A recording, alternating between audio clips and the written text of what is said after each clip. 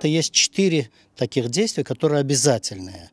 Первое, покойник должен быть обмытый, покойник должен быть завернут в саван.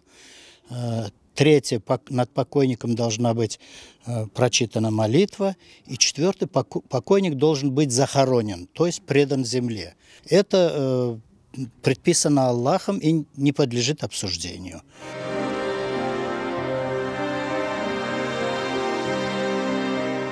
Церковь, она всегда была против того, чтобы человека кремировали, так как по церковному преданию человек, он создан от земли, и в землю он должен отойти. Храм никогда в жизни не шел для того, чтобы человек был сожжен.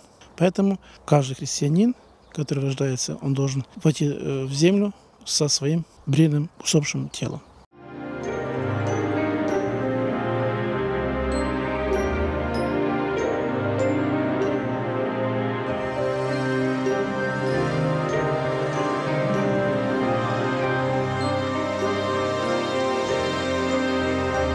Сегодня все это делается очень аккуратно, получается горсточка пепла и так далее. И есть соответствующая вентиляция и соблюдение всего режима и так далее. Но просто, может быть, людям хочется жить в саду, среди цветов. Тут больше перевешивает на 90% именно морально-нравственная сторона. Все-таки тысячелетиями эти были традиции.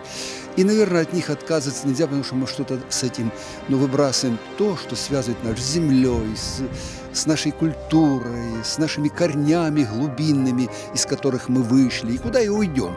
Но надо, чтобы было то место сакральное, святое, куда мы могли прийти поклониться родителям и своей земле.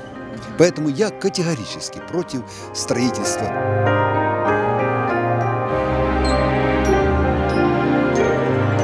Крематорий должен располагаться от ближайшего строения либо в 500, либо в 1000 метрах. Это зависит от того, какие функции он несет. Если исключительно сжигание без каких-либо ритуальных обрядов, то это 500 метров. Если же там будет запланировано какие-то залы для проведения ритуальных церемоний, прощания и так далее, то должна быть уже 1000 метров. Вот это очень важно. За этим, я думаю, наши контролирующие органы будут следить. Ну и обязательно проводится экологическая экспертиза при создании подобного объекта. Если все будет сделано в правовом аспекте, то уже нравственно-морально, мне кажется, здесь тоже будет соблюден, потому что это не обязанность, а право человека.